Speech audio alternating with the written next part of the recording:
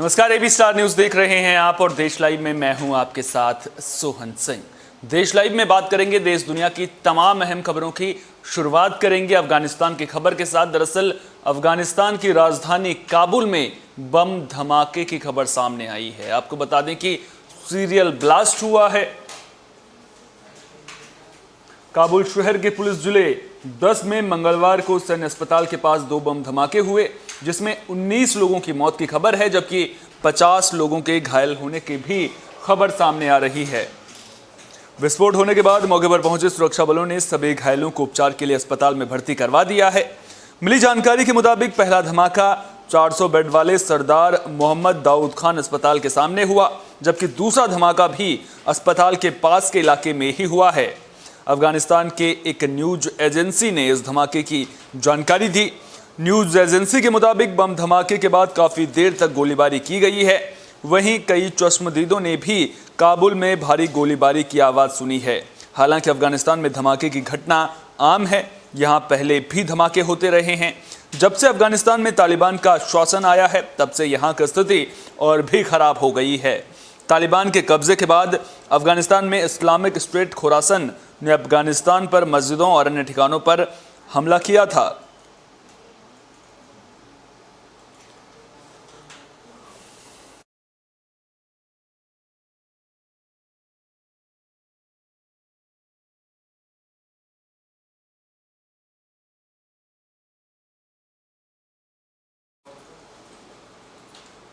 तालिबान के शासन के बाद से अफगानिस्तान में हालात बद से बदतर हो रहे हैं। मानवाधिकारों को लेकर के सवाल खड़े हो रहे हैं और अंतर्राष्ट्रीय बिरादरी ने भी इस पर चिंता जताई है। तो जब से अफगानिस्तान पर तालिबान का राज शुरू हुआ है, तब से यहां के लोग काफी परेशान हैं। अफगानिस्तान में तालिबान शासन आने के बाद हालात बद से बदतर होते जा रहे हैं। देश के हालात इतने खराब हैं कि लोग भूख से तड़प रहे हैं। वहीं एक पिता को अपने परिवार का पेट पालने के लिए अपनी 9 साल की बच्ची को बेचना पड़ा। मिली जानकारी के मुताबिक अब्दुल मलिक नामक एक व्यक्ति ने अपने परिवार का पेट भरने के लिए अपनी 9 साल की बेटी को एक 55 साल के अधेड़ के हाथों बेच दिया। आपको बता दें कि मजबूर पिता मजदूरी करता है, जिसमें वो अपने परिवार का ठीक से पालन नहीं कर पा रहा था। अब्दुल मलिक ने 55 साल के कुर्बान से अपनी 9 साल की बेटी का सौदा किया और उसे बेच दिया। अब आप खुद ब खुद अंदाजा लगा सकते हैं कि हालात किस तरह के हो गए हैं। 8 लोगों के परिवार को पालने के लिए मजबूर पिता ने पहले भी अपनी 12 साल की बेटी को बेच दिया था और अब अपनी 9 साल की बेटी को भी बेच दिया है।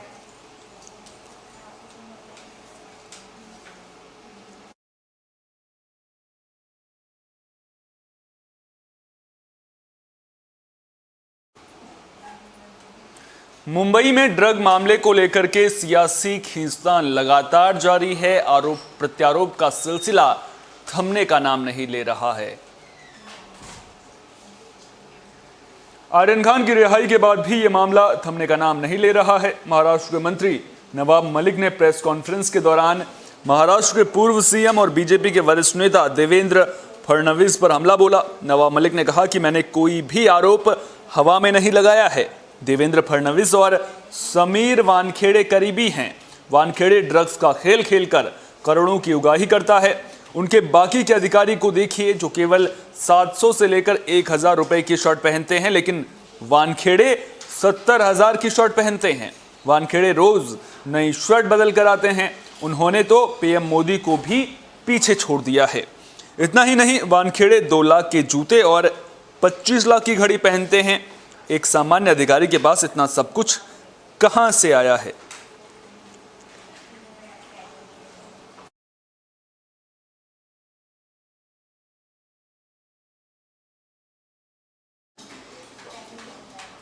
तो नवाब मलिक ने समीर वानखेड़े पर आरोप लगाए हैं और यह सिलसिला नया नहीं है, यह काफी पुराना है। लगातार नवाब मलिक समीर वानखेड़े को कटघरे में खड़ा करते रहे हैं। एक बार फिर से उन्होंने गंभीर आरोप लगाए हैं।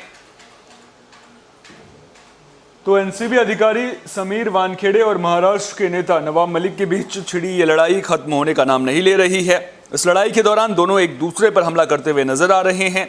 नवाब मलिक के आरोपों का जवाब देते हुए समीर वानखेड़े ने कहा कि हमने काफ़ी लंबे वक्त से ड्रग्स मामले में फंसाने की कोशिश की जा रही है। समीर वानखेड़े ने सीधे तौर पर कहा है कि उन्हें काफ़ी लंबे वक्त से ड्रग मामले में फंसाने की कोशिश की जा रही है। समीर ने इसके पीछे ड्रग्स माफिया का हाथ बताया है। एनसीबी अधिकारी ने कहा कि एनसीपी नेता नवाब मलिक मेरे महंगे कपड़े और जूतों पर सवाल खड़े कर रहे हैं। उन्हें मेरे बारे में बहुत कम जानकारी है, पहले वे मेरे बारे में जानकारी करें। इसी के साथ समीर वानखेड़े ने यह भी कहा कि हमें झूठे केस में फंसाने के लिए बिचौलिए ने इसी साल की शुरुआत में मुंबई पुलिस को हमारे खिलाफ झूठी शिकायत दी थी। समीर वानखेड़े ने यह भी कहा कि मेरी बहन सलमान नाम के ड्रग पेडलर ने मेरी बहन से कांटेक्ट किया था, लेकिन उसने उसे वापस भेज दिया, जिसके बाद उसे गिरफ्तार कर लिया गया और अब वो जेल में है। वानखेड़े ने सफाई देते हुए कहा कि जो व्हाट्सएप चैट शेयर कर इल्जाम मुझ पर लगाए जा रहे हैं वो सभी झूठे हैं।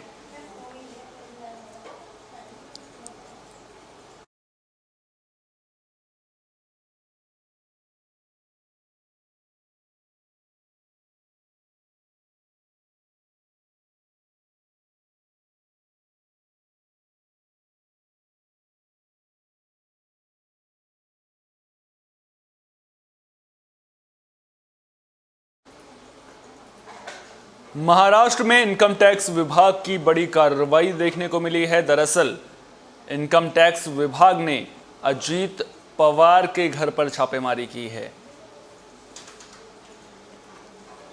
तो महाराष्ट्र के उप मुख्यमंत्री अजीत पवार काफी लंबे वक्त से आयकर विभाग की नजर में बने हुए थे। इस सिलसिले में आयकर विभाग ने अजीत पवार पर कार्रवाई शुरू कर दी है। इनकम टैक्स डिपार्टमेंट ने अजीत पवार की 5 संपत्तियों को जब्त कर लिया है। आपको बता दें कि अजीत पवार की जिन संपत्तियों को जब्त किया गया है वो तकरीबन 1000 करोड़ रुपए की है। इससे पहले केंद्रीय एजेंसियों की ओर से बड़ी कार्रवाई महाराष्ट्र के पूर्व गृह मंत्री अनिल देशमुख पर की गई थी। उन्हें भी मनी लॉन्ड्रिंग के केस में गिरफ्तार किया गया था।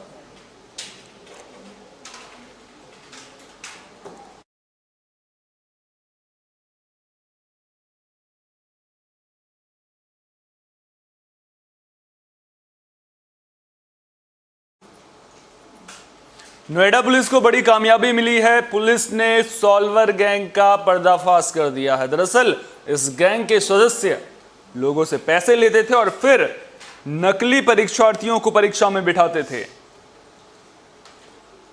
तो पुलिस ने नकली छात्रों को परीक्षा में बिठाकर पास कराने का ठेका लेने वाले सॉल्वर गैंग का पर्दाफाश कर दिया है। 3 रिटायर्ड आर्मी जवानों समेत 10 लोगों को गिरफ्तार किया गया है। मामला नोएडा सेक्टर 58 की कोतवाली थाना पुलिस का है। गिरफ्तार आरोपियों के पास से 9,15,000 की नकदी, 2-2 लाख के 2 चेक और कई प्रतियोगी परीक्षाओं के 28 प्रवेश पत्र बरामद किए गए हैं। जानकारी के मुताबिक ये सॉल्वर गैंग पिछले करीब 2.5 साल से सक्रिय है और यूपी समेत 5 राज्यों में प्रतियोगी परीक्षाओं के पेपर लीक करवाते हैं। फिलहाल पुलिस बाकी आरोपियों की तलाश में जुट गई है।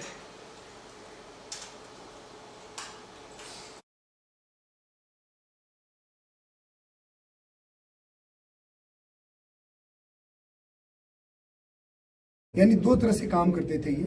अगर किसी को केवल क्वेश्चन पेपर चाहिए उसको अलग तरीके से दे देते हैं, और कुछ कैंडिडेट्स ऐसे होते थे जिन कैंडिडेट्स को कॉन्फिडेंस नहीं होता था एग्जाम देने का, उनकी जगह किसी को बैठाकर उसका डिटेल्स एडमिट कार्ड में चेंज करके उसको बैठा करके उसको एग्जाम दिला करके उसे पास कराते थे। ये गैंग पिछले 2.5 साल से पूरे जो इधर स्टेट्स हैं जैसे दिल्ली, राजस्थान, उत्तर प्रदेश, हरियाणा, बिहार, इन सभी जगहों पे ये ऑपरेशनल थे और 2.5 साल से बहुत सारे एग्जाम्स में लोगों ने लोगों को इस तरह से फर्जरी की है। बेसिकली इनके पोजीशन से 9 लाख रुपए बरामद हुए हैं, 2-2 लाख के 2 चेक बरामद हुए हैं। यानी 2। इस बुलेटिन में इतना ही। देश दुनिया की तमाम अहम खबरों के लिए आप बने रहिए एबी स्टार न्यूज के साथ, क्योंकि यहाँ पर खबरों का सिलसिला कभी नहीं थमता।